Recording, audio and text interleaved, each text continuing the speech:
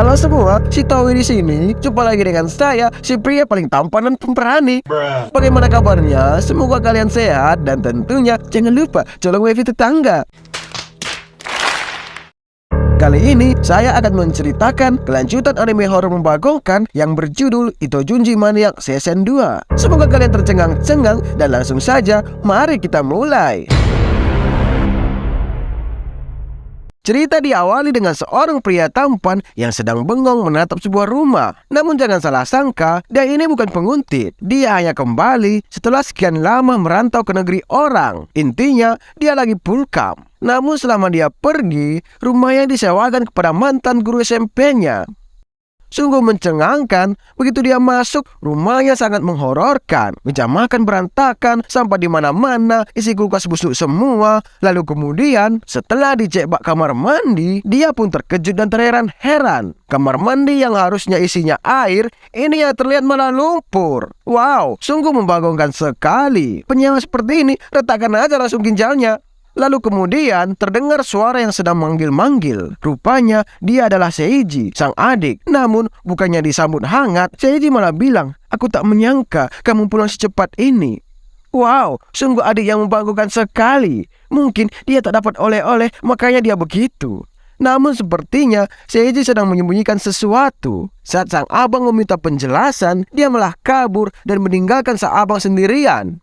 Lalu kembali pada masa flashback saat sang mantan guru, sebut saja Pak Rogi, ingin menyewa rumahnya. Padahal sebenarnya sang abang tak mengizinkannya sama sekali. Namun dengan rayuan maut Pak Rogi, sang abang pun akhirnya luluh. Ditambah lagi, sang adik juga ikut memohon-mohon dan akan bertanggung jawab jikalau terjadi sesuatu. Jadilah sang abang nurut-nurut pada mereka. Lalu kembali pada masa sekarang, hari demi hari telah terlewati. Dan tentunya hal aneh pun terjadi. Entah kenapa rumahnya seperti mau roboh. Padahal cuma hujan yang menerpa. Nggak ada angin, nggak ada badai. Tapi rumahnya seperti mau ambruk. Lalu keesokan harinya, sang abang pun menanyakan perihal keberadaan Pak Rogi dan keluarganya kepada sang adik. Namun anehnya, sang adik juga tidak mengetahui keberadaan mereka. Dikatakan kalau mereka telah menghilang tiba-tiba dan tak pernah terlihat lagi. Sungguh aneh, di manakah mereka sekarang? Mungkinkah melarikan diri karena tak mampu bayar sewa? Entahlah, cuma Pak Rogi lah yang tahu.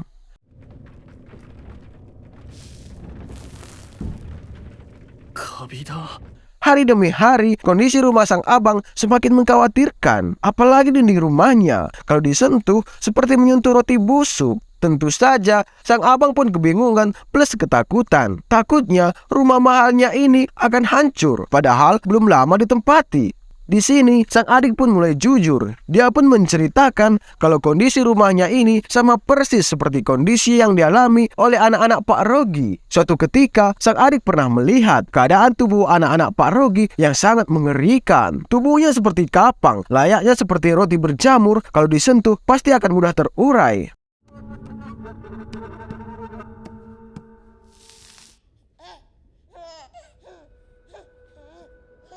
Hal tersebut membuat sang adik ketakutan dan tak pernah lagi berani menginjakkan kaki ke dalam rumah. Entah apa yang ada di pikirannya, sampai saat ini sang abang masih saja tinggal di rumah mengerikan tersebut. Antara betah atau bagaimana, saya pun kurang tahu. Lalu dia pun berjalan-jalan menyusuri setiap sudut rumah. Sampailah dia di salah satu kamar, lalu tiba-tiba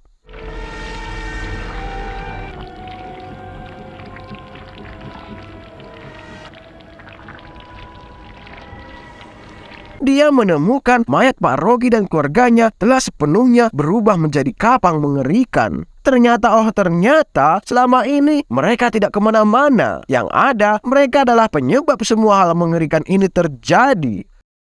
Namun tanpa disangka lagi, sang abang pun kini ikut terinfeksi. Kini tubuhnya telah sepenuhnya berubah menjadi kapang juga. Inilah akibatnya kalau bandel. Kasiannya, padahal dia tak bersalah, namun ikut kena imbasnya juga. Tamat. Ending yang sangat mengharukan. Waduh, ini pesan buat kalian ya. Kalau sudah waktunya, menikahlah. Jangan ngenes macam si abang ini. Kalau andaikan punya istri, rumahnya kan bisa dijagain dan gak bakalan terjadi hal mengerikan ini. Oke lah kalau begitu. Kita lanjut ke part yang kedua. Berlatar di tahun 1996, sekelompok peneliti menemukan sesuatu yang sangat menakjubkan. Sebenarnya, objek itu hanyalah tanah. Namun uniknya, tanah tersebut terdiri dari lapisan-lapisan aneh yang menyerupai tubuh manusia. Tim peneliti pun terheran-heran. Lalu di saat mereka menggali lebih dalam, terlihat ada sebuah tengkorak yang sepertinya itu adalah tengkorak manusia purba. Mungkin tengkorak ini ada hubungannya dengan lapisan tersebut. Mereka pun menduga-duga mungkin saja ini adalah bekas ritual yang dilakukan nenek moyang zaman dulu. Entah hari sial atau bagaimana, tiba-tiba hujan pun turun. Lalu terlihat ada seorang bapak-bapak mendekati dan mengambil tengkorak yang tadi. Hei, mau kau apakan itu?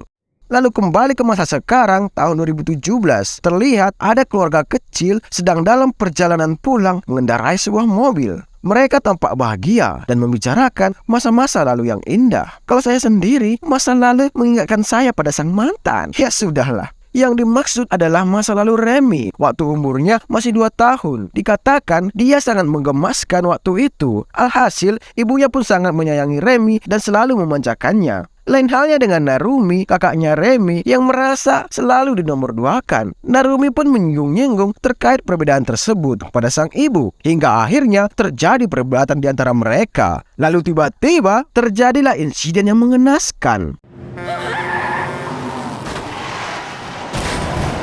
Kalau berkendara, lihat ke depan, bukan ke belakang. Mobilnya pun keluar jalur dan terperosot menabrak sebuah rambu jalan. Mereka pun pingsan, dan di saat Narumi sudah kembali sadar, dia melihat pemandangan yang sungguh mencengangkan. Wajahnya Remy terkoyak akibat hantaman rambu jalan yang masuk ke dalam mobil. Wow, mengerikan sekali. Remy lalu segera dilarikan ke rumah sakit. Setelah Remy diperiksa, dokter menemukan sesuatu yang janggal. Ya, ini memang sungguh-sungguh mencengangkan. Terlihat wajahnya Remy tiba-tiba kembali seolah-olah tak terjadi apa-apa. Padahal kalau kita ingat kembali, wajahnya tadi terkoyak. Dokter pun menjelaskan bahwa di balik wajah Remy yang terkoyak tersebut sudah ada wajah yang sama di dalamnya. Remy sepertinya memiliki lapisan wajah yang banyak. Hal tersebut mengingatkan saya pada sebuah bawang. Ya, kalian tidak salah. Itu memang seperti bawang. Alhasil, ibunya Remy pun langsung stres dan tidak percaya dengan apa yang terjadi. Lalu dijelaskan lagi bahwa lapisan Remy terdiri dari 20 lapisan saat usianya baru 1 tahun hingga usianya yang sekarang usia 20 tahun. Narumi yang melihat ini mengatakan ini adalah kutukan. Ya, mungkin saja. Ternyata bapak-bapak yang mengambil tengkorak manusia purba di awal adegan tadi adalah bapak mereka. Imbasnya, hal mengerikan pun terjadi kepada anak-anaknya, termasuk pada Narumi yang mana mulutnya juga dipenuhi oleh lapisan baris gigi. Lalu pulanglah mereka. Narumi berencana melakukan ritual pembebasan agar kutukannya bisa menghilang. Namun ditolak mentah-mentah oleh sang ibu. Dia sama sekali tidak percaya dengan hal yang begituan. Namun lain halnya Remy, dia ingin sembuh. Dia pun lalu marah pada ibunya dan langsung pergi mengurung diri ke dalam kamar. Lalu malam pun tiba. Terlihat ibunya Remy semakin stres. Dia berasumsi mungkin saja si Remy kecil ada di dalam tubuh Remy yang saat ini. Ibunya sangat menginginkan saat Remy masih berusia 2 tahun. Wahai sang ibu yang pedofil, bertobatlah. Lalu kemudian saat ibunya memanggil-manggil nama Remy, tiba-tiba Remy-chan, kikoeta no ne? terdengar suara Remy kecil menyahut dari dalam tubuh Remy besar. Wah, mencengangkan sekali. Remy kecil juga meminta agar segera dikeluarkan dari sana. Tapi bagaimana caranya? Saya pun ikutan bingung. Namun tak iblis apa yang telah merasuki dirinya, ibunya pun langsung begitu saja merobek kulit wajah Remy hingga membuat Remy pingsan. Narumi yang melihat itu langsung terkaget-kaget dan terheran-heran. Ibunya dengan brutal merobek-robek wajah Remy. Ibunya bermaksud mengupasi wajahnya Remy hingga menyisakan lapisan saat Remy masih berusia 2 tahun. Sungguh sang ibu yang durhaka, tega sekali dikau kepada anakmu. Lalu terlihatlah wajah Remy saat berusia 2 tahun. Ibunya pun langsung terharu dan menangis terseduh-seduh. Namun bukan hanya wajah, sang ibu pun bermaksud mengupasi seluruh tubuhnya Remy. Narumi pun hanya bisa bengong dan malahan ikut membantu perbuatan keji sang ibu. Jadilah mereka tim psikopat yang sangat pro sekali. Setelah Remy berhasil terkuliti, hal mencengangkan pun terjadi. Silakan lihat sendiri, saya pun merinding melihat ini.